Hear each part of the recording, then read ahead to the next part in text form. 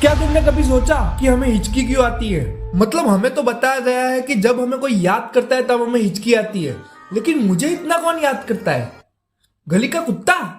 नहीं नहीं नहीं नहीं नहीं। तो देखो, हमारे लंग्स के नीचे और पेट के ऊपर एक डायफ्राम नाम की मसल होती है, और जब हम सांस लेते हैं तब ये डायफ्राम ऊपर नीचे होता है ताकि लंग्स को जगह मिल सके हवा अंदर लेने के लिए। पर होता क्या है, जब हम जल्दी जल्दी में खाना ठूसते हैं या बहुत सारा खाना खा लेते हैं तब हमारा पेट फूल जाता है, और इसके फूल जाने की वजह से डायफ्राम को जगह नहीं मिल पाती ऊपर नीचे होने के लिए, जिससे हमारे लंग अच्छी तरीके से काम नहीं कर पाते। और इसकी वजह से गले में मौजूद एक मसल जो सांस लेते और छोड़ते वक्त खुलती और बंद होती है, वो ठीक से काम नहीं करती, जिससे हमें हिचकी आती है।